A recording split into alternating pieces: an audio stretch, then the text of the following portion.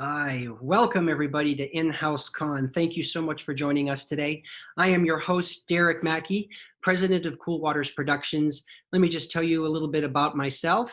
I'm an appearance manager for actors here in Hollywood, and we bring actors all around the world to fan conventions to meet people face to face, just like our viewers today. Unfortunately, because of COVID-19, we are all stranded at home, so we took it upon ourselves to bring the actors to you in your home. So thank you for joining us. We really appreciate it. We hope that when the pandemic is over, that all of our actors will be able to be back on the road and coming all around the world to meet fans and actually get to see you guys, shake your hands face to face. But thank you for joining us. I need to make sure that I do a shout out to some of our sponsors today and some important people. I want to thank A&B Publicity. They helped a lot getting the word out about our show today. And I also want to thank our partner, the Young Artist Academy. They've been Hollywood's longest running youth award show, and they are just absolutely amazing. And it's through them today, we're actually going to do something a little bit different. I'm actually going to have a co-host today on my show, and the co-host is a young actor that was provided to us from the Academy, and I thank them so much. And we're going to introduce him in just a minute, but let me get some housekeeping out of the way first. So for those of you who have never joined us before, and for those of you who have, you're going to be bored with this speech, but I always want to explain how the Zoom platform works, especially for those of you who are new. The best way to view today's show is on a laptop computer. That way you have full range and control of everything that you're seeing and doing. If you are on a laptop or a desktop, what I suggest you do is in the upper right-hand screen, there is a thing that says speaker view or gallery view. I suggest that you choose gallery view. That way you will be able to see all of our guests at one time. If you are watching on a smart device such as a phone, you won't be able to choose gallery view. Unfortunately, the Zoom platform then takes over and it focuses on whoever is talking, and that is the person who you will be seeing. I've asked all of our guests today to keep crossover talk to a minimum, but we like this show to be easy flowing and easy going. So if someone happens to be talking but you're seeing someone else's face, please don't get mad at us. Zoom is controlling all of that, not us. I think at the end of the day, you're going to enjoy the show and you're not going to complain too much about it as it is anyway. So don't worry about that. Also, there are two sections on Zoom. One of them is the chat room. And I notice looking at the bottom of my screen that there's a lot of people in the chat room. Just to be clear, the chat room is for the viewing fans only. Our guests do not go into the chat room. That is just for the fans to talk amongst themselves. I am going to invite all of our viewers today to please submit questions to our panelists to be answered live on the air. The way you do that is in the Q&A area. That button should be on the bottom right-hand side of your screen. It just says Q&A, and it's got a little word bubble in it. You click on that, type in your question, and when we get to the audience participation part of the show, I'll be asking the questions live on the air, and the guest will be answering the questions live on the air. If you are having any type of technical problem, my tech guy, Tyler, is always watching the chat room. If you have an issue, chat with Tyler and hopefully he can fix that for you. So I hope that that clears up how we do things here at InHouse-CON. And I think without further ado, I'd like to move on to bringing on my co-host. And in essence, he's really a guest as well.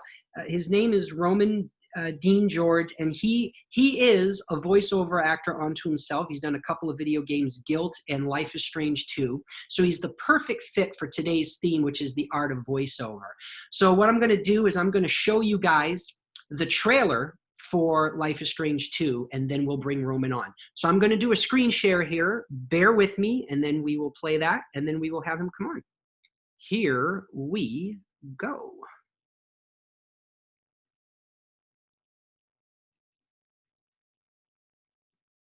Peggy 18. What's happening? What you and your brother have is the most important thing. Sean! Oh God! Are you okay? Wish I could go back to my town. Hey, just the son I wanted to see. The cops are talking to everybody at school. Hey, don't ever touch my brother. I didn't do anything. Okay, step away. Now! Calm down, officer. Shut up! On the ground! Now! This is a nightmare.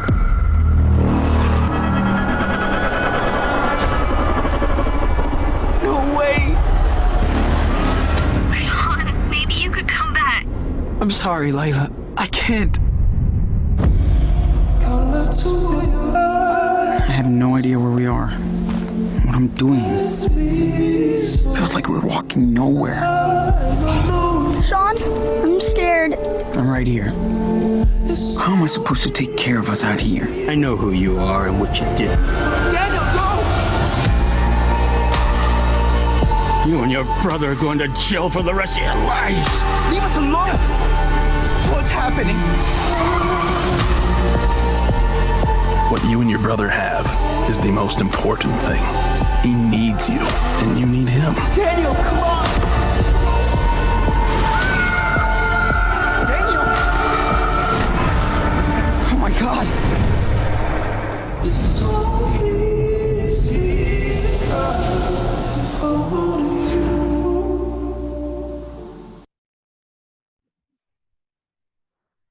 Hello. Hey, Roman, how are you? Pretty good. How about you? I am wonderful, and I'm so glad that you have decided to join us today. Thank you so much, man. I'm excited to be here, man. Super excited. So I know aside from the video game work that you've done, you've also done some on-camera work. You've done things like The Hug, Fresh Off the Boat, Just Roll With It, among other things. And I want to ask a couple of questions of you first before we get into our co-hosting, just so that our viewers learn a little bit more about you. So my first question will be, first of all, I don't know, are you comfortable saying how old you are? And then if you are, as a young actor, what are your goals for acting? What do you view your future with in this crazy world we call Hollywood? I am 14 years old, and hopefully I would love to be in movies, TV series, and it's a working process, so I'm hoping to get there in my future. Excellent. Well, I wish you the best of luck, and I hope that your dreams come true. That would be great. What about behind the scenes? Do you think maybe someday you might want to take a whack at writing, directing, producing maybe? I've always thought about directing because seeing other people do like movies and stuff, it's super cool, and I think it's awesome. Right? So possibly I could get into it, but it's kind of a long shot right now. All right. Well, focus on the acting. I think that's important for now. And get very comfortable with it. Make the right connections, which you seem to be doing so far. I know your mom has been amazing this past week, working with me and AMB Publicity to get you on, and I want to thank her for that.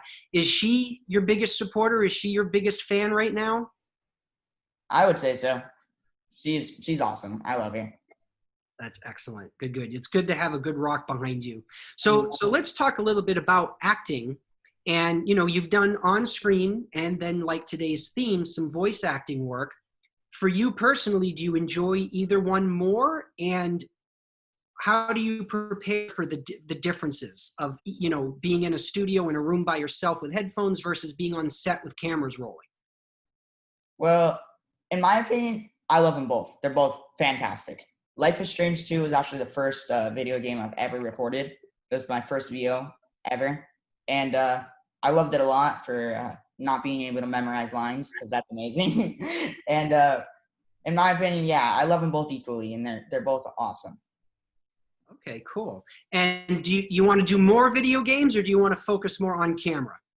I would love to do more video games. I love doing VO.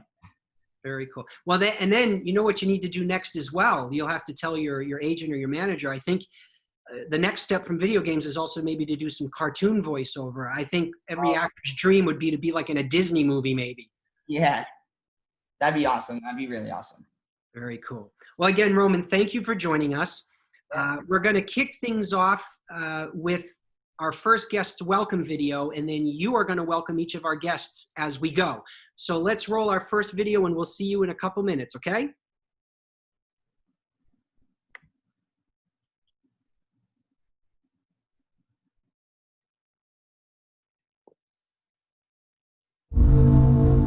Achieved with CryEngine.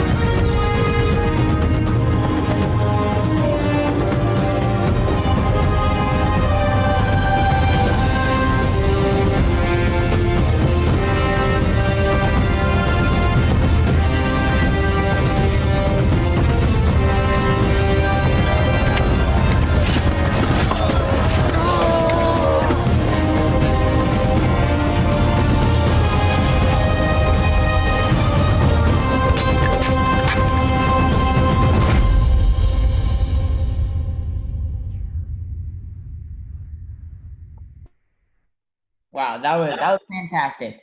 Well, let's welcome our first guest, Matt Wolf. Hello, guys. How you been, Matt How Wolf? you doing, Roman? Pretty good, pretty good. Where are you calling in from today? I'm calling in from Woodland Hills in sunny California. Nice. It's apparently the hottest part of the valley, and I can attest to that. Yeah, it is very hot. All right, that's wonderful, man. Let's welcome our second guest.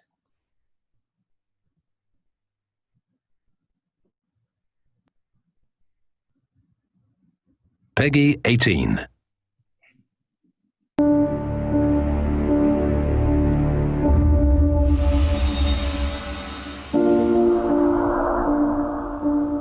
I was born surrounded by injustice, but raised in privilege. My mother was a slave. My father, a man of opportunity and wealth. When my people were robbed of their humanity, I watched. And when the masters brought tyranny to this land,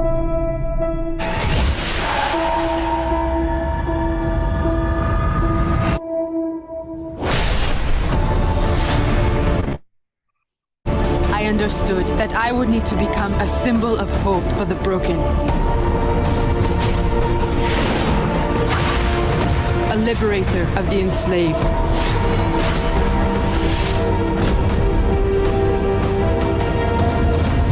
And an assassin who seeks justice for all.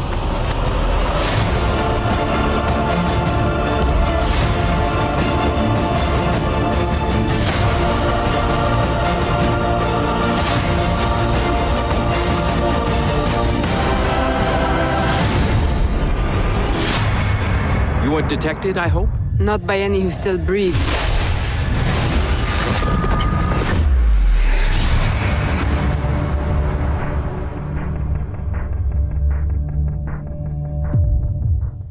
What a great game, what a great game. Well, let's welcome our second guest, Amber Goldfarb. Hello, Amber. Hey, how's it going? Pretty good, how about you? I'm good. Where are you calling in from today? I am in Canada.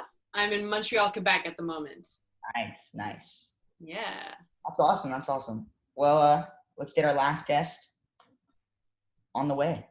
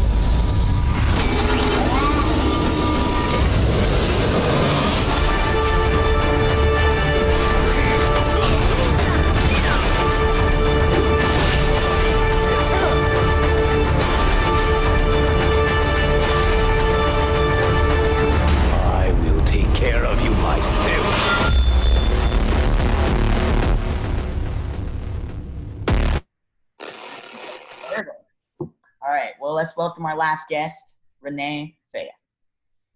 Hey. Hello, how are you? I'm doing well. How are you? Pretty good. Yeah. Where are you calling in from today? I'm in Los Angeles today, hot Los Angeles. All right, well, let's welcome all of our guests. Everybody will be coming back in just moments when they accept their screen buttons. Matt and Amber, you need to hit that. There we go. Perfect. Make sure your volume is on. While we're waiting for the guests to come on, I want to remind all of our viewing guests today that when we welcome our guests, we can only choose one portion of their body of work to show. All of our guests today, including my co-host, have an amazing body of work, both in front of the camera and behind a microphone. And I chose these games specifically because I thought that they would entice our core group of viewership today. But everybody has an amazing career, which is what we are going to learn about today. So I want to remind all of our viewers, Roman and I are going to start with questions first, but I want all of you to submit your questions. Don't be shy. Ask whatever you think you can ask. We're going to screen them. If it's something that they're not allowed to answer, they won't, but then we'll move on. So please get your questions in, but I'm going to throw it to my co-host right now, Roman, who's got questions for each of our guests. So Roman, take it away. Let's do it. So Renee. Yes. Since Ninja Turtles is a very big franchise and very popular, how is it like working with the production team and the fellow actors on board?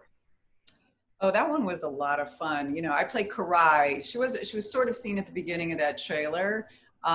So she's really the only villain, if you can call her that, or anti-hero that I've played, I think, so far. So it was a really fun one to play. And everybody on there is great. They've been doing it for a long time. So a well-oiled machine. So I just popped in and did my thing. But yeah, that was a really fun one. That's great. That's great. Well, I want to talk to Amber. Amber, I know Assassin's Creed is a really intense game, and I know you've had probably a lot of tough scenes. Was it difficult voice acting those scenes? No. I mean, I'd say that it was funny how I ended up actually working in video games, because my first audition, I started working games with Assassin's Creed 2, and I've gone on to do 9 more since then. And I actually thought I was auditioning for a short film initially, because they were shooting like a sort of prequel to Assassin's Creed 2 called Lineage. And it was from that audition that I got onto Assassin's Creed 2 and then continued to work on them. Because Assassin's Creed is it's much like your video game, which awesome work, by the way. It's a very realistic style of acting. So though I had no experience in video games, I came in and I just prepared the same way I would for a film and TV gig. I did the same level of script work and character work, dialect work, all of that. So it didn't feel different for me in terms of the performance. And I actually did the motion capture for the character as well. So I didn't just get to voice the character, I got to act out all of the scenes. So that was great. Yeah, which helps. It really helps when you get to physicalize as well. There's games that I've worked on where I've only voiced. There's other games when I've only done the motion capture, and then there's other games when I've done the full performance capture. And I have to say, when you get to do the full performance capture, it really helps because you're physicalizing as you're vocalizing. And I've always found that to be easier. When you're alone in the booth, you have to be creative about how do I sell the fact that I'm like running and jumping, and you could definitely do it, but you really have to commit and go for it on a level that when you get to be in a space jumping around, it's easier. Fantastic. That's fantastic. Matt, so I know you Thor, right? Correct. And you are the official voice of Thor Marvel Studios US. Well, yeah. So how that kind of worked is I going back a little while, I did a couple of movies for Marvel animated studios. And so in that kind of animated movie verse, I certainly was then. We haven't done any more since then. They haven't done any more since then. But the voice of Thor, yeah. So I did. We did Hulk versus. It was Hulk versus Thor and Hulk versus, and I played Thor in that. And then, which was very successful and was a lot of fun and was great. And then they wanted to go back and do Thor Tales of Asgard, which is a dedicated Thor film. And the funny thing is they wanted to be sure that they had the right voice for the younger Thor. So they did do some other auditions for the young Thor at the time. And of course I thought, well, come on, it's got to be me. We have a visitor, by the way. Thor's cat here. I don't know does Thor have a cat? That's a good question. Does Thor have a pet? I don't think he does. He does now. And then so I auditioned for that, and then they cast me as the younger Thor as well in Thor: Tales of Asgard, which wasn't very different, to be honest, from what we did in Hulk versus. So yeah. So I'm very happy to be counted among the not many, the kind of fairly select few people who have been the official voices of Thor. Yeah, I was very, very happy and honored to be among that very illustrious group. Actually, some pretty great actors in that group. Did you do most of your recording in Los Angeles or the UK? That was all done here at Studiopolis in Los Angeles, which is Jamie Simone's, is a voice director and runs a studio, his company. He has a number of different studios around LA. I think they're in other parts of America as well, but yeah, we did it all here. Yeah, both of them. Yeah. Well, that is all my questions for all three of you. So yeah. So I'm back again. Hi, guys. So Roman, of course, will interject with questions that we have as we go, and he can jump in at any time. Being my co-host, I'll totally throw the floor to him at any time. Matt, I did a really quick Google search, and apparently Thor does have a pet. He has a dog, and the dog's name he's a hellhound, and his name is Thori, Thori. That's according to Google. So Thori, okay. There you go. What's your cat's name? It's Thori. Wow. What are the chances? So it's Marlo. This is Marlo. Oh, hello, Marlo. Welcome to the show, Marlo. So great. Before we get to the Q&As from the fans, I've got so many questions for you guys that I've prepared. I actually ended up having, I don't know how this happened. I guess I just don't know enough about you guys, but I have more questions for you than I've had for some of our previous guests. So, but we may not get to all my questions because I do want to take fan questions, but I do want to kick things off. So my first question is directed to all of you. And Roman, I'm going to allow you to answer this as well, okay? And whoever wants to go first, put your hand in the air, and then I'll just kind of, I'll say who answers next. I want to know if any of you play video games, and have any of you played one of your own video games that you star in? Who wants to go first? Okay, Roman, take it away. I do play a lot of video games. That's just me as a kid. But I did play the entire series of Life is Strange 2, but I'm yet to play the first Life is Strange. Okay. Renee, how about you? Can you hear me? Yeah. I don't really play video games so much, but I have friends that do, that play a lot of video games. So whenever we're together, although lately that hasn't been too often, we do pull up some of the games I've been in, which is kind of fun, and so I get to see how they all come together.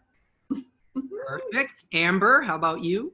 So I'm not a gamer, but I have played Liberation, because they basically first came out on the PS Vita, and they, like, as my swag at the launch party, they gave me the PlayStation. So I was like, I have to try this. And I got so addicted to it. Like, I was literally like, I'd be like taking flights and I'd be playing and I'm like yelling on the plane with my headphones on, and I was like, oh, I gotta be quiet. So I could totally see how people get into gaming. Like, it could be so addictive. I agree. I used to play. I had to stop. I couldn't. It got to be too much. But you know what I found? And Matt, I'll let you answer the question in a second. But you know what I found? The more advanced gaming got, and this is what I didn't like about it, it became far too difficult. I have a very short attention span. So for me, I like to play the kid games because they're a little easier to get to the end of the game. But yeah, so when some of the games that all four of you have been in, I mean, they're so intricate, and you really got to sit for a long time, and I just don't have the man hours for it. But anyway, I'm envious of all of you for what you do. So Matt, you play games? Have you played one of your own? No, to be honest, I'm also I would not consider myself a gamer at all, but which is a shame. I feel somehow embarrassed. I don't know whether I should feel embarrassed, but for some reason I've always felt a bit embarrassed that I'm not a gamer, and I've always felt that I really want to be a gamer, and because I should, because I don't know, a quarter of the world seems to be a gamer. So I feel like I'm missing out on something, but I guess it's a question of time. Like you, Derek, I felt that I've never had the time to commit enough to become a gamer, if that makes sense. So I didn't do that early on enough, and so I've never somehow managed to do it. But I find them incredible. I actually just did an audiobook. I read an audiobook recently from a guy, and the book will be coming out soon, who is he's the head of, he worked with Ubisoft, but what's the Swedish company? There's a lot of top Swedish game companies. Anyhow, he wrote a book, and it's an autobiography, and it was kind of absolutely fascinating. That whole world of making them, and I mean, it's incredible what goes into them. So that's why I sort of feel like I want to be, but I'm not. Right. No, I get it. I mean, look, as I said, I'm not a gamer.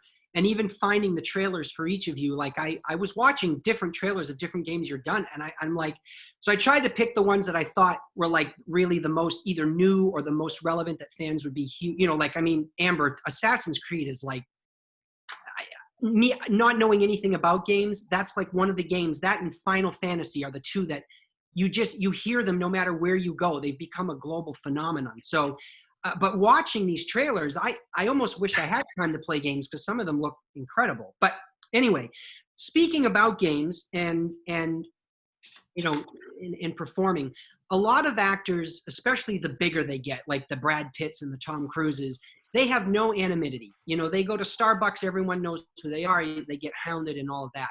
You guys doing a lot of your behind the scenes work, or not behind the scenes, sorry, but behind the microphone work, you may not get recognized as easily, but have any of you ever been recognized being in line and some kid recognizes your voice and they're like tugging on mommy's arm going, "Mommy, mommy, mommy, that's the voice of the game I play." Or anything. Have any of you ever experienced that? I think that the voices are so different, and most of them we're usually doing characters, that aren't our normal speaking voice. So it's hard to recognize, I've had people say, do that voice from this one, or do that voice from that one, but never like out of the blue, just recognized. That's me. Same here. I mean, usually I'm doing different accents too. So people will be like, "That's you? What?" Because it really does sound completely different when you, one, throw on the character, two, an accent. So, yeah. I agree with that. That's definitely a big thing. I guess I'd also say, I think all of us are do on camera as well. So there's maybe been a bit of experience of that from that side as well, Derek. But I also think, yeah, for the most part, it's you're doing characters. I have had it a couple of times. Once recently, I was wearing a Kingdom Come T-shirt, which was the game of the trailer that we watched, and which I don't know, maybe they're hard to come by or something, but somebody in a store said, "Hey, cool T-shirt, man," and then he didn't recognize my voice. I hadn't spoken to him, but I said, "Oh yeah, I was in it. That's why I have the T-shirt," and he. And then he knew when I said, "Oh, I played the father." He said, "Oh, wait, the blacksmith?" So he knew that. And then I did have one random one once, but again, just because I was using my own voice in the game. But this was a while ago. It was Call of Duty 3, I think.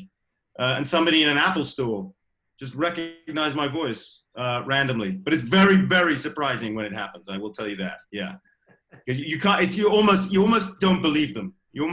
You know what I mean? It's that impossible that they would know your voice from a game. But he assured me he did, so there we go. Can I just say, my fiance is playing Call of Duty in the other room right now. Just a side note. There you go. That's awesome. Well, let's hope he doesn't lose and we start hearing him scream and yell. Yeah, exactly. I'm like, you can't be loud. Now, Roman, I know that you're just starting out in your career, but have you had one of these moments yet, whether it's someone recognizes your face from being on screen, or have you not gotten there yet? The only time I've ever been recognized was at PAX West, which is like a gaming con. And I was doing like PR work and like panel. I was a panelist and stuff. And then after that, everybody was like, "Oh, can I get a picture with you?" Blah, blah, blah. And I was like, "Yeah." But yeah, that's kind of like a little step up to being like top. I get it. So this was perfect because a couple of you touched on voices and dialects and accents, which is actually one of my questions. Because this theme today is the art of voiceover. this is a big deal, especially here in America. You know, folks like you, Matt, who have this wonderful British accent. I want to know, what do you guys do to prepare for anything that you do, even if it's on camera, to if they require you to use a different dialect or a different voice? Do you guys go into training before you record? Are some of you just pros at it already? Do you know, tell us if there's something very specific that you just can do at the drop of a hat. Let's discuss dialect and accents. Who wants to kick that off? Amber, please. I'm happy to jump in. I actually just had to do an accent for a self-tape yesterday, playing a Romanian character. So I always try to find a reference of someone who has that accent. And I really like using the website IDEA, the International Dialects of English Archive. You can find accents from everywhere.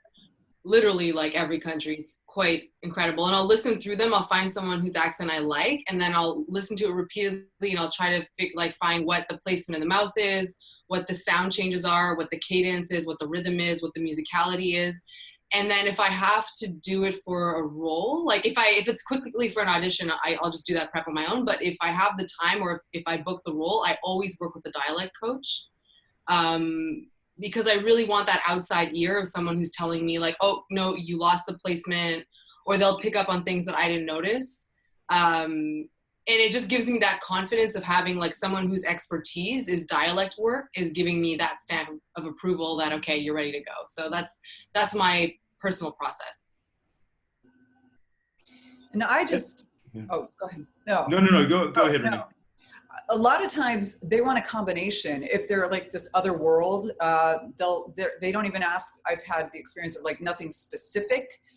So I end up melding a couple of accents together, and a lot of the characters I played are a little ethereal. So I add that sort of spin on it, and it just has this other world quality to it.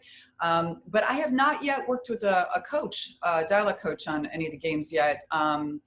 Which I'm not opposed to. I would love to do that, actually. But because when you're going in for repeated sessions, just to keep, like you said, the placement, but also like what Amber was saying, like when you're studying different accents, the placement of the mouth, I like to even watch sometimes people who are speaking with the sound off, just to see the movement of their mouth and their face and their posture, and then turn it on, and then just close my eyes and then listen, and then just hear where they're holding it, because people, they speak from the diaphragm, they speak from the chest voice, the throat, the nasal, you know, there's all these different placements, which when you break it down, make a huge distinction between each voice you're doing. So I like to kind of figure out where it's coming from, and then just sort of meld a couple things together, unless they're asking for something very specific.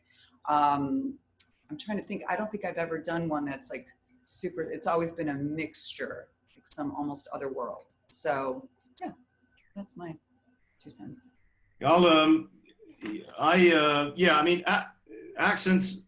I mean, this is my kind of question, because I love accents. I've always, since I was a kid, I've loved doing accents. Accents is just sort of what I do. I've even dialect coached some people before in doing accents and stuff. It's just an area that I love. So this work that we do is amazing when you get to do an accent. And if somebody is open to letting you do an accent, or kind of even doing a combo, as Renee is saying, of kind of finding something which is interesting, because you're in a kind of game world, you're in a sci-fi world, you're in a whatever world where you can kind of have any kind of mix that you like. Why not? You know. So I think it's great fun. I love doing all accents. I have some favorites. I mean, I noticed in the chat thing we have. There was somebody from the Netherlands. I grew up in the Netherlands, so I do a Dutch accent, which is good, I think, because I speak Dutch, and so that's always fun. And I just got to do it. I somehow managed to convince a game that I'm recording at the moment to add a whole new character in, which is really great that they did it, almost kind of just for fun. And he's a Dutch character, and there's a whole thing where they're now in Holland and they're speaking Dutch with each other, and there's a police officer, and which is great. So the listener, the guy from Holland who's listening in, yeah, it's that's going to be fun because you don't really see Dutch that often. I will bet you, I'm not looking in the chat room because I can focus on too many other things. I will almost guarantee you, because we've got a couple of people that watch from Holland, but that may be one of my dear friends, Danny. Dan, I think I saw Dan. Yeah. Yeah. So Matt, say hi to Danny in Dutch or something. Am I putting you on the spot? Hoi Danny, hoe gaat het? Ja, welkom hier in deze Zoom call. Fantastisch, leuk natuurlijk om al jullie vragen te beantwoorden. En hoop dat het goed overkomt. That's fantastic. I miss Danny.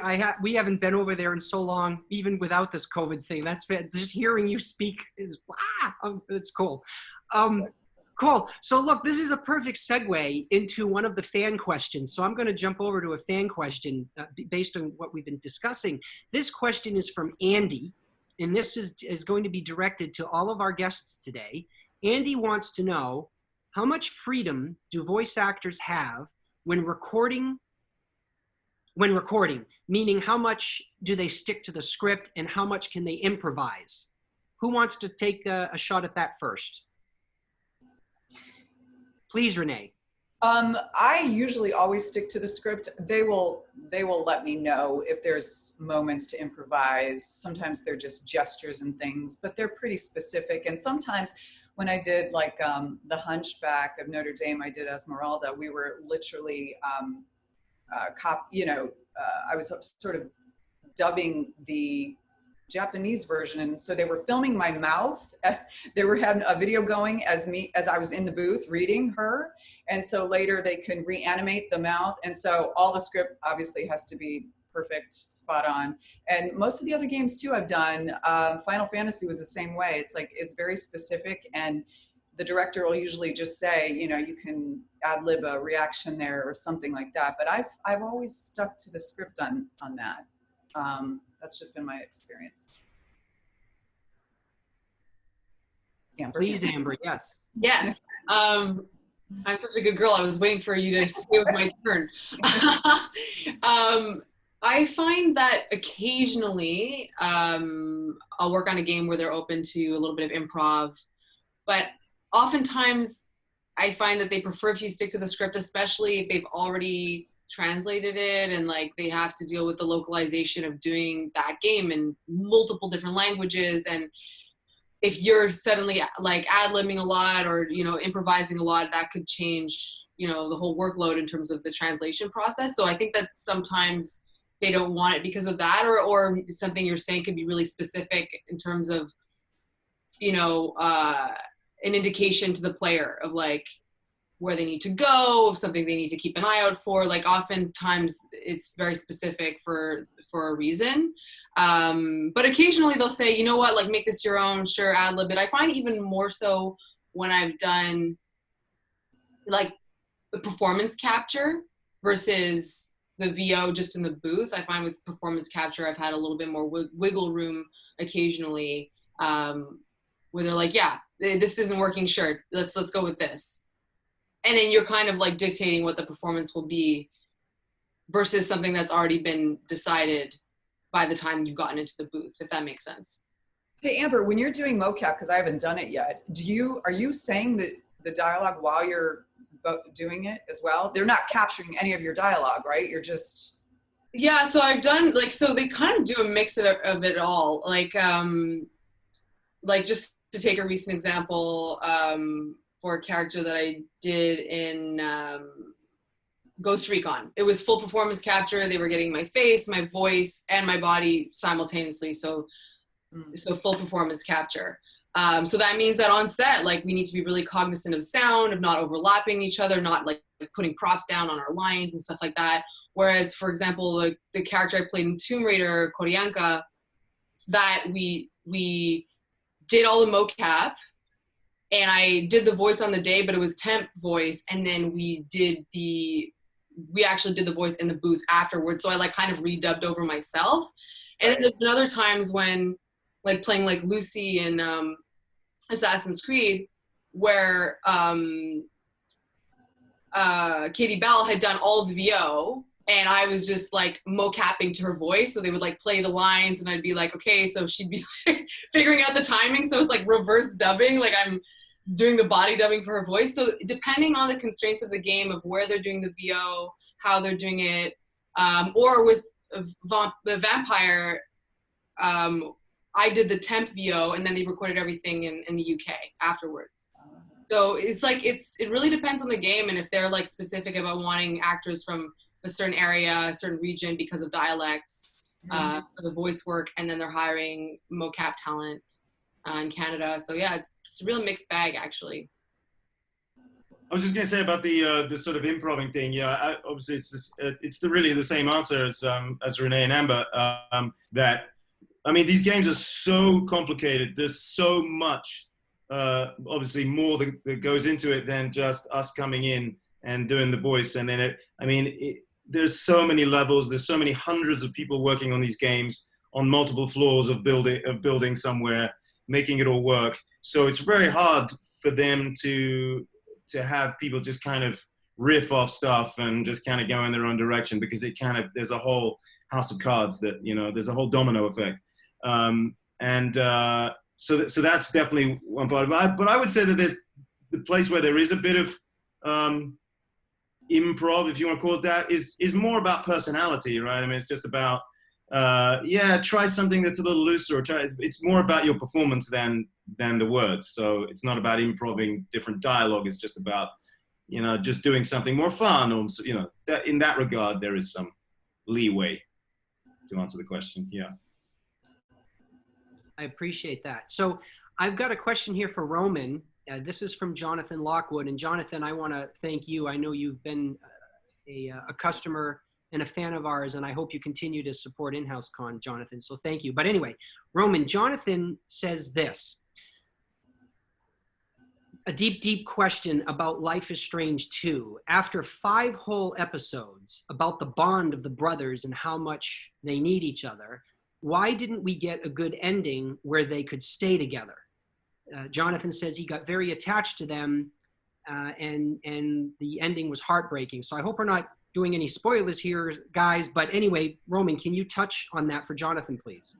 Well, there's multiple endings at the end of the game. So however the answers you give in the beginning of the game to the end, it gives you a complete different ending. So whatever you had my character do in the beginning throughout the whole story, it could end up way different than what somebody else did in the end. So it's like depending on what you do the whole game. All right, Jonathan. So that means you need to keep playing the game, and you need to maybe choose different doors or rooms or whatever it is. It's kind of like, I might be aging myself, but I remember playing we used to read books, and you could choose two endings, and it would tell you to flip to a page. So I'm assuming that's how video games are. It's just an infinite amount more places you can go. So Jonathan, keep playing. Jonathan has another question, and this is directed to Amber. Amber, Liberation had a nice and complex narrative with some complicated, multi-layered characters. One I didn't quite know what to make of was, and I might butcher the name here, Agate, A-G-A-T-E. What's your take on him, and how will he be influenced by Aveline's perceptions of the Brotherhood? Yeah, what I remember, because I'm racking my memory here, I did that I think 7 years ago. But from what I remember about Agate is that there's a reversal, because Aveline really trusts him. He's her mentor. She looks up to him. And then she realizes that he doesn't stand for the things that she really thought he did, and that he had ulterior motives. And I like when stories explore that, where it's like you look at someone in one way. I mean, that's so relevant now. I feel like so many heroes have been taken down lately in terms of their views, and you really look up to someone, and then you realize that on a fundamental level they have different views that really change the way you relate to them. And yeah, I like it when stories explore that moral ambiguity in that kind of gray zone. I mean, it's more than a gray zone in this case, but that's what I remember about it, is that she was just really disappointed that he wasn't what she thought he was. I just want to say one thing. Jonathan, those are some fantastic questions. Yeah, they really are.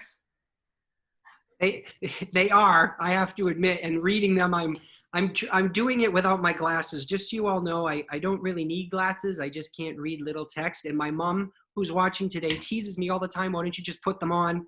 It's a vanity thing. I hate having them on when people can see me. But anyway, Jonathan, keep the long questions coming. It's fine. I'll squint. So before I take more questions there, I'm going to jump back over to my questions, because I just love the answers that we're getting. I want to know, and sorry, this is directed to all of you. I want to know, when it comes to voice acting and or being trained, and when you're doing your performances, is it all coming internally from something that's already in you because you're an actor? Or is it a specific type of training that you have to do because it might be different? Let me rephrase the question in more simpler terms. Is voice acting different than on-screen acting? And where are you going inside to pull out those characters? Who wants to kick that one off? How about Matt? Sure. Or Roman, why don't you go ahead? Go for it, man. All right. So in my opinion, getting through like scenes that are a lot tougher, and like in my game, I had a lot of emotional scenes. I really had to pull from real life situations, real life stuff that's happened for me, turn the room into my own place, made it with my imagination, played off like a paperclip in the other room, like that was my person I was talking to. And it's just really using your imagination a lot, in my opinion. Yeah, I would say that obviously they differ technically. There's some technical aspects that make big differences. Those are kind of the obvious things. You know, you're talking to a microphone or you're running around in a mocap suit. That's a little bit closer to it, of course, in some respects when you're doing mocap. But really, emotionally, they're the same. And I've done a lot of radio plays, which some listeners here might not be aware of. I've done a lot here in LA, actually. There's a lot of radio drama that goes on. I've done a lot for the BBC. And there's one particular director that I work for who's taught me a lot. But one of the big things that he has always reminded us when we're working is, and everyone he works with, is that the microphone, when you're talking to the microphone, it's like having an extreme close-up in film or TV terms. Because it's like putting someone's ear right up against your mouth. You know, you're right up against the mic. You're going directly into the brain of the person who's listening. Or of course, you're watching the video game, so that's a kind of bridge in a sense to kind of film as well. But when you're recording that in a studio, you almost have to be you have to be hyper aware, put it this way, of being real and truthful to whatever the emotion is of the scene or whatever is going on.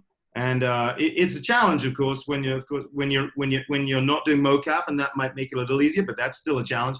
But when you're just in a booth, and as Amber said, and you're running through there, this is flying, whatever's going on, anyone can kind of go or that's not real though. You know, you really have to just kind of be there, and that's why Amber is great in her games, and Renee is great in her games, and Roman great in his, and so on. But because it's using your imagination. So yeah, and that's the same on film. It's only the technical aspects, really, in my opinion, that differ.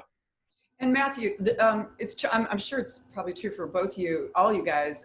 We don't usually get the scripts ahead of time for any of the work that we're doing. I mean, have you guys ever I've never gotten the scripts ahead of time. So you're having to record cold, which a lot of people don't always realize. Have you guys gotten scripts before? But games, I think you're right for the most part. It tends to be, if not like cold, then certainly 11th hour, for sure. And so there's not a lot of time for prep. Sometimes there is. Rare occasions you'll get sent a script you know, a week in advance maybe, or but even then that script might change because in video games the script's changing all the time.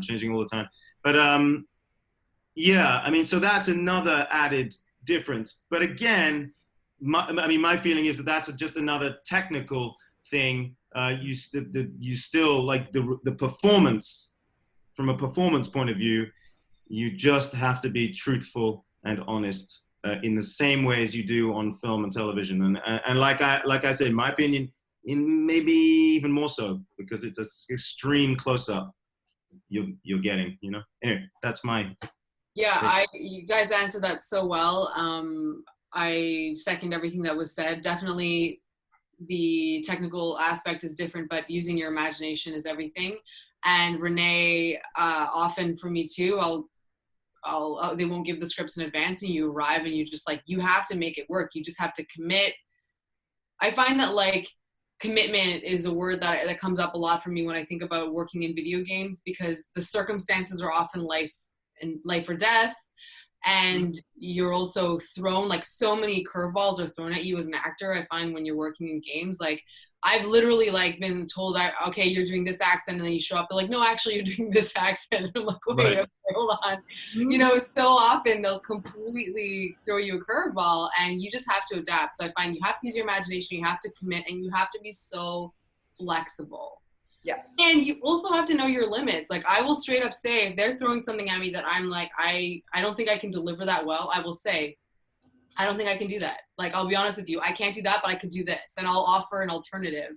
But I would rather not botch the work and do a shitty job because I'm not being honest about my own limitations. So I think that's also an important skill to know as an actor, of like when to push yourself outside of your comfort zone and when to be straight up about kind of like the limits of your training or of your work experience as well. And I do think that that, you know, as we've all experienced, when you're in the booth and you record something and you do 3 of them or whatever, and of a particular line or a moment, and the director says, no, it's something's missing, and you think, oh no, I kind of thought it was okay, I kind of got it, wasn't it? It said the line, and they're thinking, yeah, there's something's missing, and what is missing is just you're nearly in the moment, you're nearly in that scene and in that, dropped into that thing, but not quite. And so, yeah, it's not just the first way you say it is done, you're good. It has to be truthful, and that's the same for any medium, you know? Yeah, and I don't know if any of you out there are, you know, wanting to work in games, but one thing that what I've learned over the course of the last 2 years is just to ask for as much as possible. The moment I get a booking for a video game, I ask them to send me the script, send me any character bios you have, any synopses, any information you can send my way. Do you want an accent? I ask immediately, and then I get my agent to harass them again, like periodically. And that's really helped me out because it just gives me more prep time. And sometimes they'll say no, and other times they're like, here, sign this NDA and we will send you everything. So I figured it can't hurt to ask, you know? And they tend to have a lot of stuff. The game makers tend to have a lot of material on characters, right? It's very impressive. I'm always astounded. They often do, exactly. And it's a question of whether or not they're willing to send it to you in advance and how sensitive it is. But if you sign an NDA, usually, you know, if they will, yeah. So and don't you think part of it too is keeping your cool under pressure? I mean, part of our job is like because there are last minute changes, and you're behind that thick glass, and you do a take and they're all talking, you have no idea what they're saying, and you're just like, was I on? And usually totally. And then you have to just not get in your own head, and then you stay on point, and then you give them what they need. And I've gone in before where I prep for a character, I get in and they're like, oh, no, you're doing the other character. So I had to just switch, pivot, and be on it without like getting thrown. So I think part of our job is to stay calm under pressure and be able to kind of roll with whatever's coming at us. Because sometimes, like they were saying, there are last minute changes in the script, or sometimes the accent or the character, you know? Totally. Yeah, sure. It's, you know what it sounds like to me, just from listening to what you guys are saying, because I'm not really that familiar with that world, but just dealing with some of my other clients in being in Star Trek and Star Wars, you know, they never give whole scripts to any of these people when it comes to those big franchises. And I think it's because they're just so horrified of some little secret slipping out that they don't want known until they say it's time. And, you know, I almost think sometimes if the little few things slip, it almost makes it okay, because then the fans just start talking about it and get jazzed about it. But anyway, I digress. What the hell do I know what I'm talking about? So listen, just for fun, just to break the ice here for a little bit for a second, one of the things we'd like to do here on InHouse-CON are polls. My tech guy, Tyler, is about to throw up a poll on everybody's screen. I'm going to read it, and I want everyone at home, including our guests, to choose the answer that they feel is best. For all you video game players, which platform is your favorite? PlayStation, Xbox, Nintendo, or PC? So everyone answer that, and then we'll see what the results are. Panelists, if you don't happen to play that, maybe you can just pick one and we'll give you $1 for picking that one. It'll be like a sponsorship. Wink, wink. So let's take another question while we're waiting for the poll results over in our Q&A room. This is from YJ Lee. And it looks like this is directed to all of our clients, so anyone is free to answer. Do you guys still work at home during COVID? Do you have experiences recording at home? Do any of you have a recording studio in your closet, maybe? Who wants to? Roman, your hand's up. Go for it. I have, so in my garage, I have like another like garage that we turned into a studio. And my dad also is like a musician and stuff. It's all soundproof. It's all nice. And I do a lot of recording now in there a lot, instead of going to like my VO agent's office and recording there. I just record at home now. Excellent. Guys? Sure, I'll go. Yeah, absolutely. I was in a closet at one point. Now I'm out of the closet. Haha. And I have a booth that I put also in our garage downstairs, besides the gym. So I'm trying to, yeah, full COVID setup, everything, all areas covered. And yes, and so there has been some ongoing work. Of course, during COVID, people need entertainment for sure, perhaps now more than ever. And so it's definitely been ongoing. There's been audiobooks, there's been continuing game production that I've been doing, this Dutch character, among other things in that game, for example, and all sorts of, and everything in between, all kinds of things. Yeah. And it's fun. I'll just say that it has its challenges, but it's fine. I feel fortunate to have a setup at home so I can continue to do it. I feel fortunate that there's work continuing, whereas I know a lot of people are struggling and it's hard, and I get it, and I feel bad for all of that. There has been less work, I would say, for sure, but I feel grateful that it's continued, and it's fun. It's fun to be in your booth, and there's just challenges, but it's all kind of the same. People calling in, directors phoning in, and you're on a Zoom call with them while recording either yourself or over Source Connect or whatever system. So there we go. Yeah. Yeah, I've been recording at home too, and I got Source Connect when this whole thing started, which was so complicated because I didn't do I guess there's a couple levels of it, and I wanted to get the actual thing. I don't know if you guys, but finally got that situated, and now I find that you have to have it. It's usually that or ISDN, which no one really uses anymore, but I think I highly recommend it if people are, really getting into voiceover and auditioning and whatnot. That is super important. Having Source Connect and having a really good mic and a space to record in, that's soundproof, is just, you can work in any area as long as you have those things, which I've been doing from home as well. It is, like you said, it has some limitations. Even though we're so isolated when we do the work we do, we're behind, in a booth, it's still, you're with people. And I do miss that collaboration, just being around other people. I hear you. Yeah, I was considering, when the shutdown happened, I was considering setting up a little home studio. And a lot of my friends have. I haven't yet, but the industry actually started to open up again in Montreal and in Toronto in the last month or so. So I've gone in for VO sessions for like I've done a couple games in the last month, and basically they're just really, really cautious. Like you have to wear a mask at all times unless once you're in the booth, you can take it off and you're alone in the booth. And then they have the sound engineer with the whole team there on, Zoom or Skype or whatever. And they disinfect everything before the next actor comes in. But they've been able to start back even with motion capture because they can have us at a 2-meter distance. So we've been doing mocap, and a few things have started back, and they've just had really strict protocols to follow. ACTRA, which is our union here, like SAG-AFTRA, put together a series of guidelines working with the video game companies here, and they were able to find ways to reopen. So that's been really fortunate. Excellent. Thank you, guys. So before we do the results for our poll, I'm going to give Roman a heads up. Roman, I want you to go into the Q&A room as my co-host. And I know that there are some questions for you. Leave those ones alone. I'll ask you those. But why don't you get ready to ask some of our guests some of the other questions that are in there. You focus on that for a minute. Let's bring up the results of our poll, Tyler. And it looks like, whoa, we have a tie here. PC and PlayStation, neck and neck.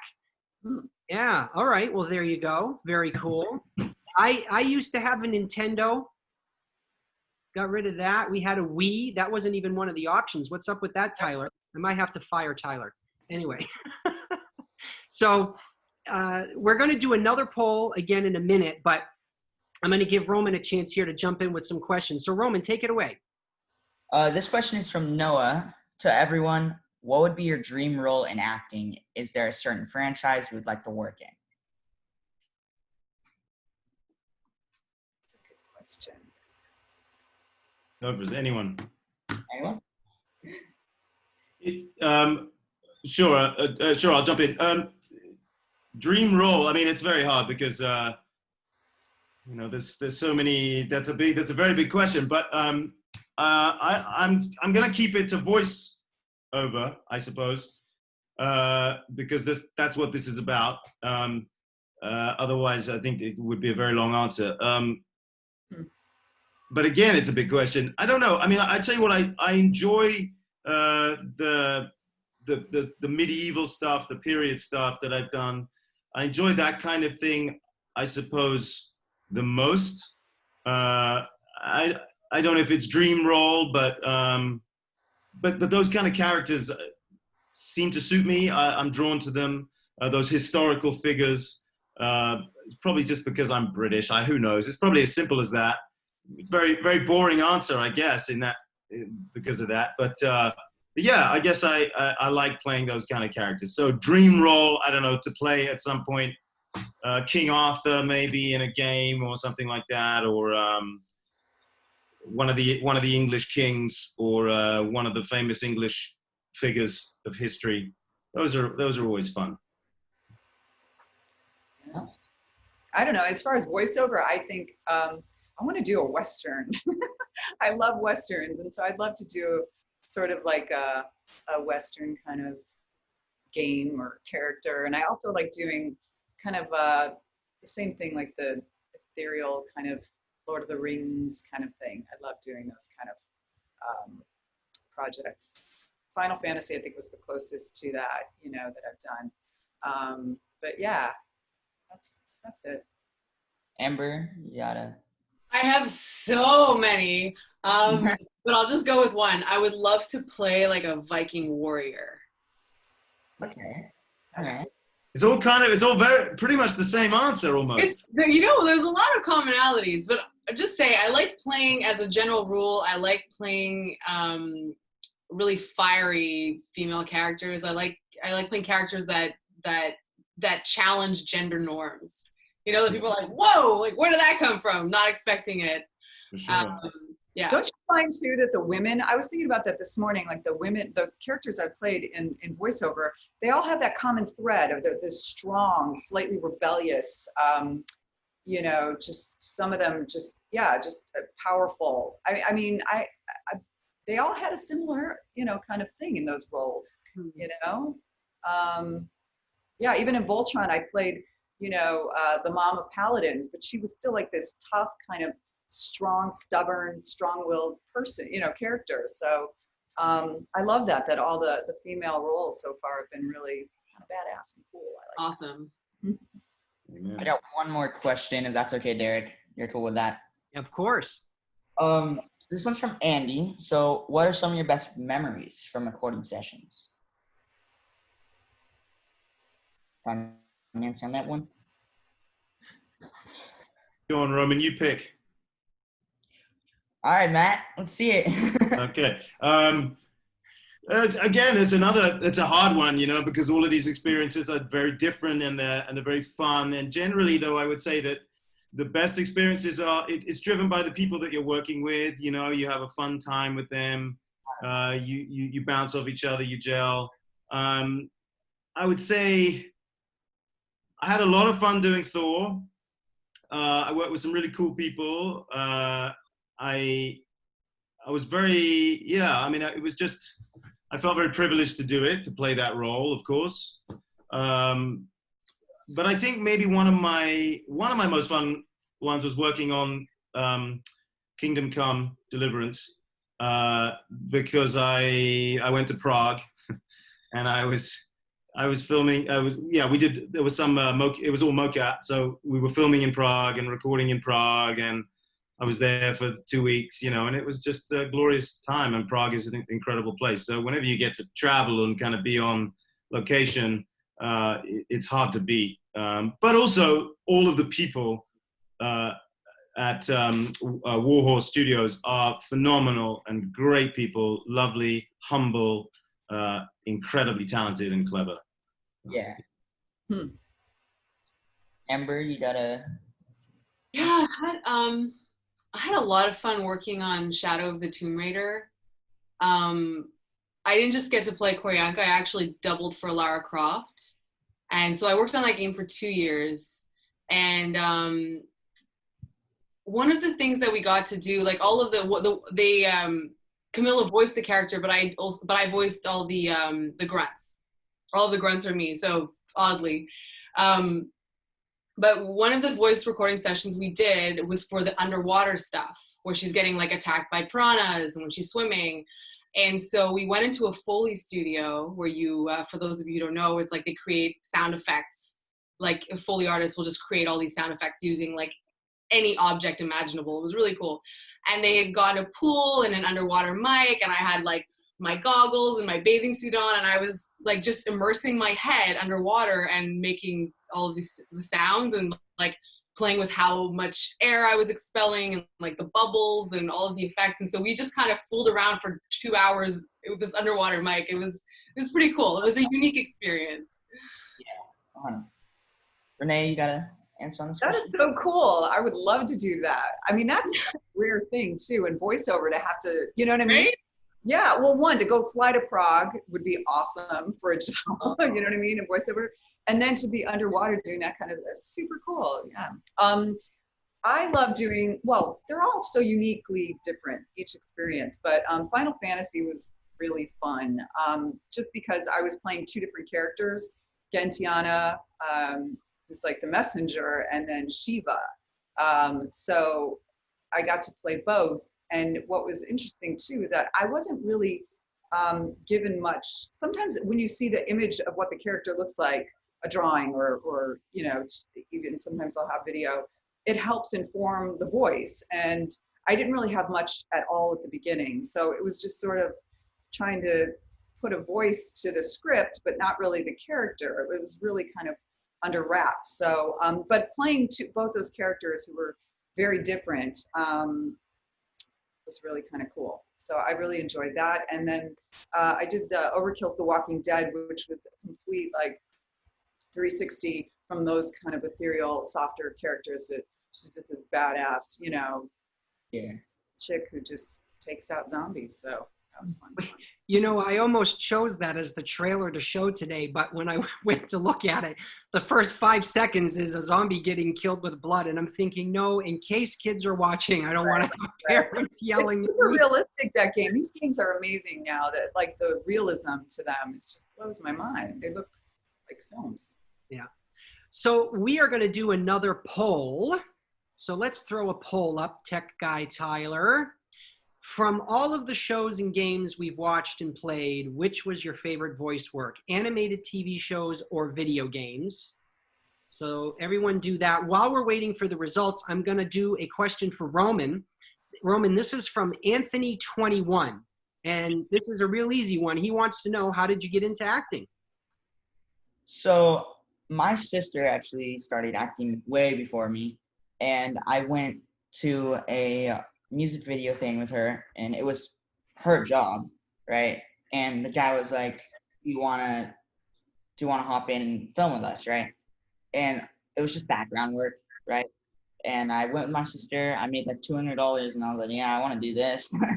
And I just, that's pretty much how I started with my sister. And I thought it was really cool, so I was like, I'm going to try and see what I can do with it. Is your sister still acting? She does not anymore. She's really busy. She's in college now and stuff, so. Interesting. Okay, well, there you go. Money is always a big enticement in this industry. Before we get to the results of the poll, I'm going to ask a question of all of our panelists, and it's a two-part question. First, for Amber, Renee, and Matt. Some of Roman's younger actors are watching today, and I know that Renee said some of her, she had a teacher or something that some of the people may be watching as well. So the first part of the question is, what advice would you give either to young actors or actors just getting into voiceover work? And on a personal note, and it doesn't have to be voiceover, it can be anything, stage, screen, or video game. What is the one bit of work that you've done in your entire career that you want everyone out there to see? Who wants to kick off? Go for it, Renee. I heard you giggle. Oh, no, I just laugh. I mean, I just... no, but that's it's good. You go for it. So when you say one bit of work, what do you mean exactly? Like in the voiceover realm? No, anything you've done. It could have been a film project. It could have been a stage performance that you've done, something in your career, a performance that you are so proud of that you wish the whole world would know about and see. Well, I think one that comes to mind, it was done a while ago, but it was super fun, and it was the most challenging I'd ever done. I played Cher in And the Beat Goes On, the Sonny and Cher story about their life. That was on ABC first, and then it was on VH1 Movies That Rock. And so I got to play her from like the 60s, the 70s, and the 80s. So it was a huge job to kind of play her from age 16 to 35, and then cross decades. And like I had a week and a half to prepare, and I had to memorize lyrics of songs, and that's sort of where the whole voiceover thing for me began, was with that film.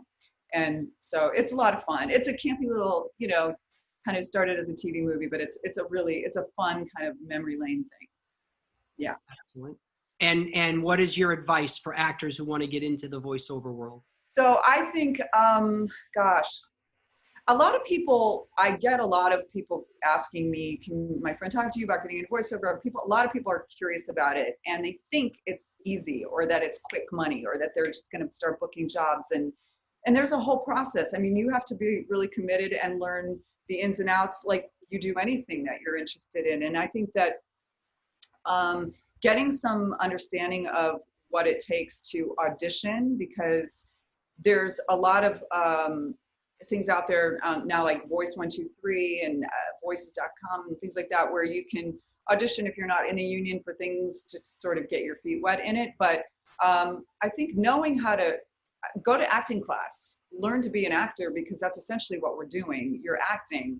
And so you have to have the training for that. You can't just jump on a mic, and then there's a lot of nuance and technical things when you're in front of a mic to know how to record. But the performance is why you get the job. So you have to really train and craft, and hone your craft as an actor, is what I would say, before getting an agent and all those other things. Yeah. Great, thank you, Matt. How about you? Well, I'll start with I'll go the other way around.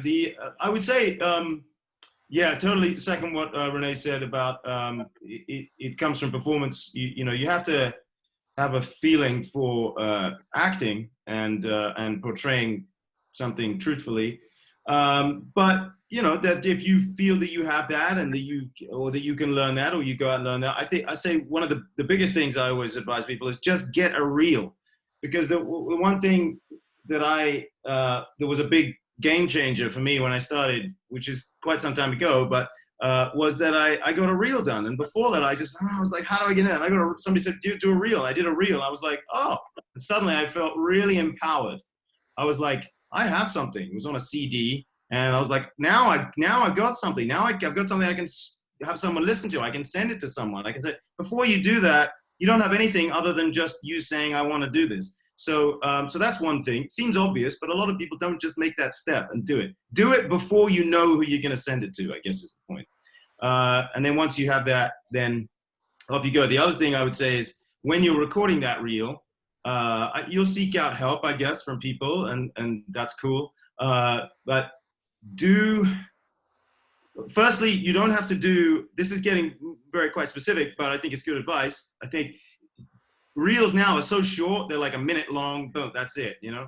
You don't have to, there are longer ones, of course, but when you do like a commercial, let's say, or an ad or a promo or something, you don't have to do the whole thing. Don't do the whole promo or the whole commercial and then stop and then the next commercial. You don't need to do that. You literally just need a little piece of each commercial. So you don't even have to record each piece of fake commercial or something that you write or something that a guy helps you and gives you one that existed a couple of years ago, whatever.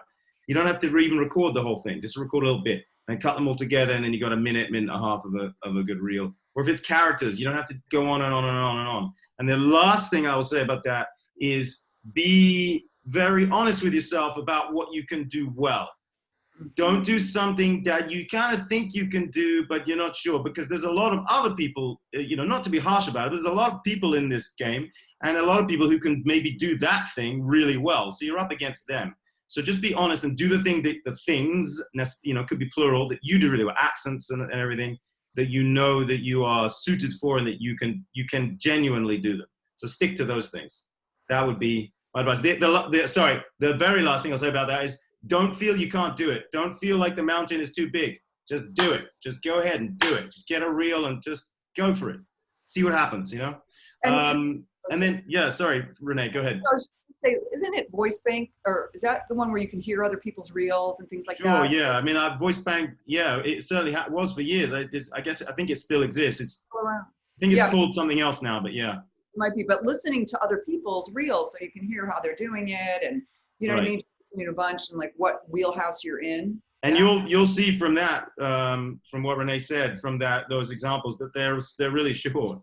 They're super short. Unless you're doing a narration reel, but even then it doesn't have to be that long. Then it's just one thing, to do audio books or whatever. And then the proudest.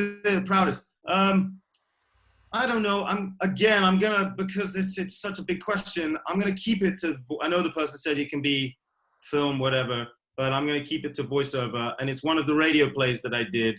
And it has been heard by people, but if I wanted like more people to listen to, I guess is the question. I did I played Baruch de Spinoza, who was a very famous Dutch, in fact, philosopher. And there's a play called Jerusalem, which LA Theatre Works, which is America's premier radio drama production company. We record them here in LA live, and then they're cut together and they go out on radio and on CDs and stuff. But I did it for them, Jerusalem, and I played Spinoza, and the young Spinoza struggling to fight the powers that wanted to suppress him, and as a Jew as well in Amsterdam. Anyway, so that was one. So Jerusalem, you can listen to it. It's on LA Theatre Works, latw.org, and Jerusalem, just look it up. I think they played it again recently out live, but you can find them all on there. All right, great. Hopefully our viewers will check it out. Amber, how about you? I would say, in addition to the fantastic advice that came before, I would say to remember to find the fun. I think that, people are attracted to this industry because they think that they can find fame, or they can find, a financial success, as you mentioned earlier. But at the end of the day, if you don't love it and you don't enjoy it, there's really no point, because there's so much uncertainty, there's so much struggle. So I say look for the fun. If you're not finding the fun, then maybe it's not the right thing for you. It's not to say that it's not difficult, because you have to put in hard work and you have training, as Renee mentioned.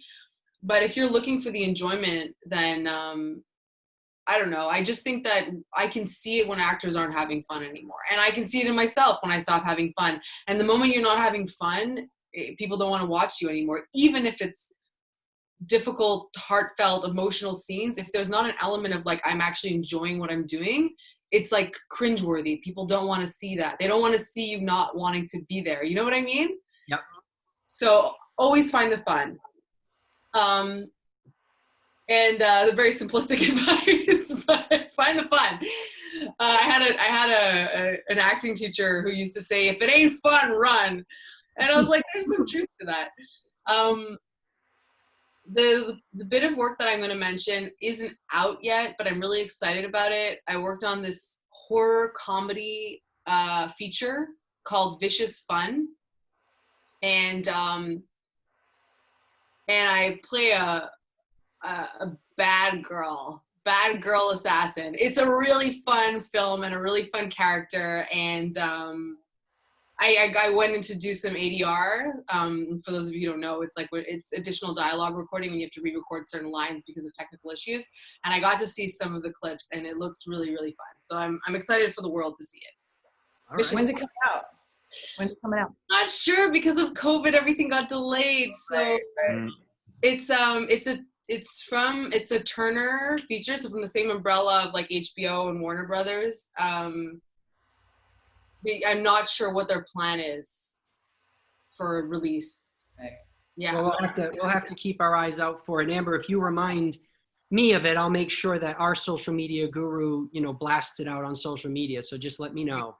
Thank you. So Roman, you can't answer one part of the question, but you certainly can answer the other half. What is something that you want your fans out there to see you in? And again, it can be anything: stage, screen, or a voiceover. Don't forget to turn on your mic, buddy. I really just want to be in a movie really bad, like really bad. Like, I've had some auditions and I've been pretty close, but yet to get there. So I'd love to have him see me in like a big movie, because that's my dream. Well, let's hope that it happens. I told you when we chatted earlier in the week, I saw you in The Hug, which is on Hulu. Yes. And even though it's a short, it's a great little movie, and your performance is fantastic. So anyone, including our guests, guys, if you've got Hulu, look up The Hug. It's a quick, I think it's 10 minutes, 7 minutes, but it's fantastic. It's a great little story with a nice twist, and Roman is great in it. So, well, it looks like we're just about at the end of our show. Every week when we do this, we always advertise the show as being an hour. We always go over it. The fans are always saying, look, I'll stay here another 2 hours, but unfortunately, all of our guests have other endeavors in their own personal lives that they need to go on and do. So we're coming to the end here. I would like to do my weekly little speech before we leave. I want to thank everyone today who purchased a ticket to InHouse-CON or who has purchased an autograph. And the reason I say that is because of this. Cool Waters Productions is a small family-run business. And we have a saying here in America that small businesses are the backbone of America. COVID-19 has taken my entire work away from me. And that was the reason why we created InHouse-CON. And so everyone who has supported us, you are supporting the backbone of America, and I deeply appreciate that. But moreover than just America, because I know we're not everybody's favorite right now, you are supporting my company, which is a small business, and I deeply appreciate it. So thank you so much. I hope that you will join us in the future. Next week is actually a free week, and what we're doing is anyone who has ever purchased a ticket to InHouse-CON, starting from our first episode in May, all the way through August, we are going to be doing a free week next week, and it's going to feature myself talking about InHouse-CON as well as Cool Waters Productions and independent filmmaking. Then we're also going to take a look at the live convention world, which is where fans can actually come and meet and greet people. And I have my special friend and guest, David Hainan, who is the promoter of Fanboy Expo. So he's going to be talking a little bit about running an actual real convention, on the floor. And then I'm also going to be joined by my good friend Steve Grad, who is with Beckett Authentication Services. He's going to be discussing the world of autograph collecting and how you can build your collection. And Steve is also a co-star on the popular reality series Pawn Stars, which is about a pawn shop out in Las Vegas. A lot of people know the show, and Steve has graciously agreed to sign autographs for free for any of our viewers. So I hope you all tune in next week. And then the week after that, I'm very excited to welcome a very rare guest on the convention circuit world, Selma Blair. And Selma will be joined by Doug Jones, and they are going to do a reunion and chat about being heroes in the Hellboy franchise. So I hope you guys will welcome them and join us at that time. We are working on September and October dates right now. I don't want to give any spoilers away, but we are going to have events in September and October, so please check the website for that. So at this point, I'm going to ask Tyler to throw up the results of our last poll. Here we go. Animated TV shows and video games. Video games is the winner. Excellent. Thank you all for playing along with that. It is wonderful. For any of you who have learned a lot about our guests and who maybe didn't know too much about them, and if you haven't purchased an autograph yet, don't worry, you still have a chance to do it. My tech guy, Tyler, is going to throw up a link in the chat room right now. That link goes directly to the autograph store specifically for Renee, Matthew, Amber, and Roman. So if you'd like to get an autograph from any of those guys, please do. We're going to leave those sales up until Monday morning, so you can beg your parents for an early Christmas gift, or you can get it for a niece or nephew as a birthday gift. Who knows? So with all of that said, we're going to kick off our guest goodbyes, and I'm going to start with Renee. Go ahead with your goodbyes. I just want to thank everybody out there who tuned in today. You guys could be doing anything, and the fact that you came in and sat in on this little chat was awesome. And I'm really grateful to meet all of you guys, and I learned some things, so that's super cool. And I wish everyone well on your journey, Roman, especially as you move through this whole new journey. It's going to be in film, I know it, very soon, so stick with it.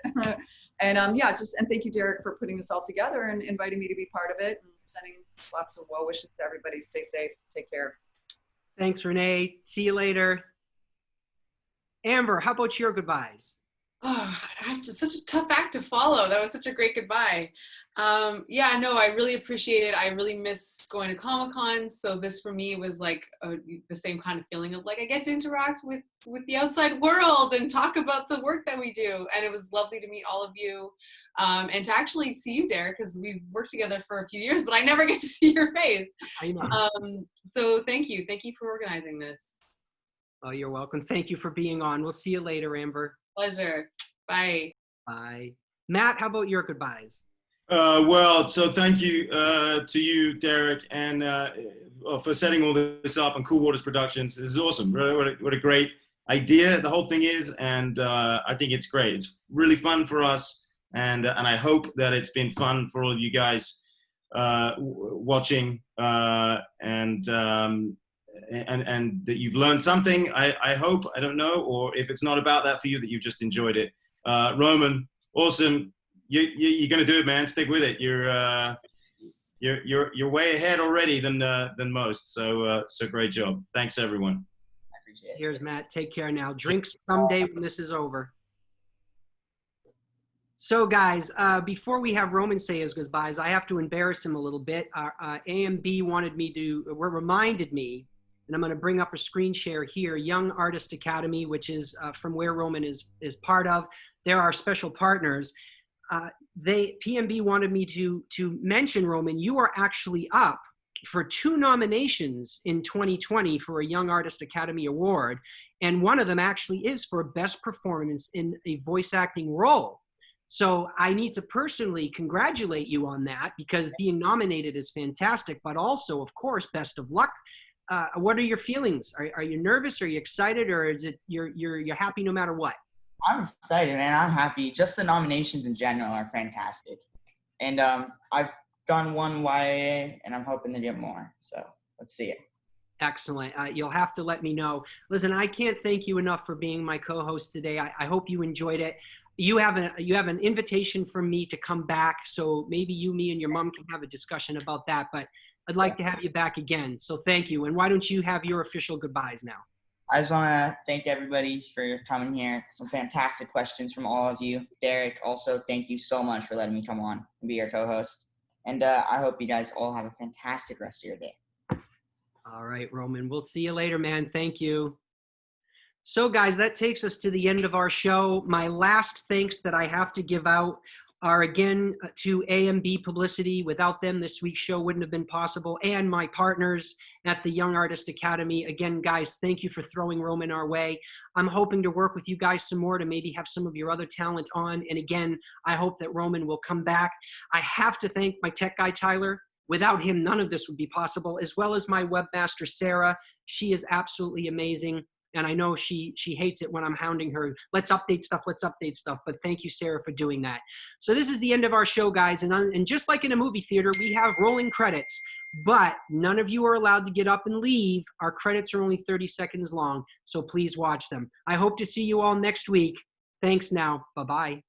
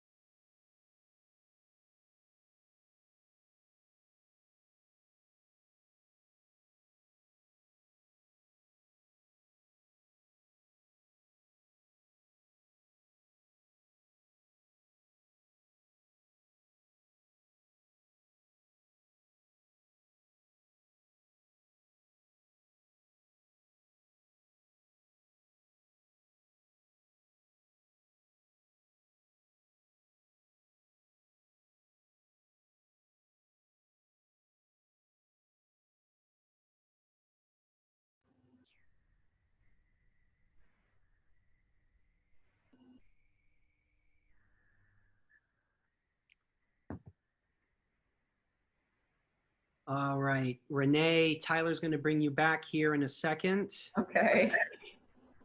Here we go. Dooby-dooby-doo.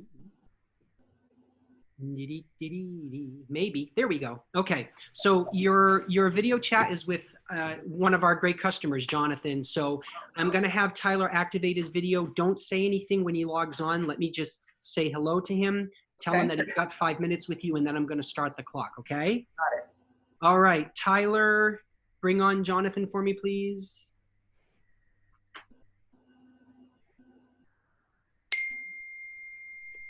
Whoops, something's wrong. He's trying. Okay. Oh, this might be it. Maybe not.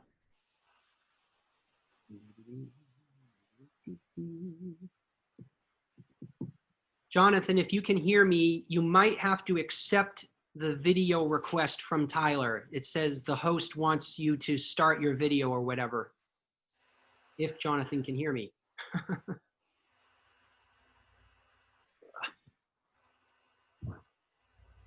This is bizarre.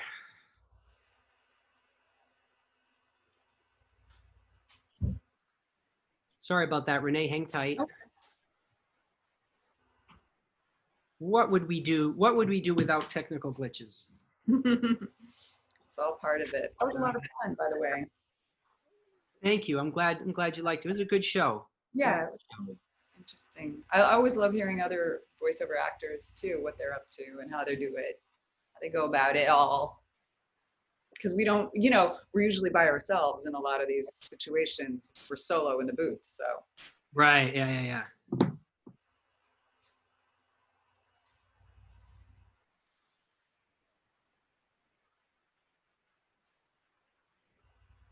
I'm not even sure if Jonathan can hear me. Tyler says that he accepted it on his end, but Jonathan's video and audio is not showing. So,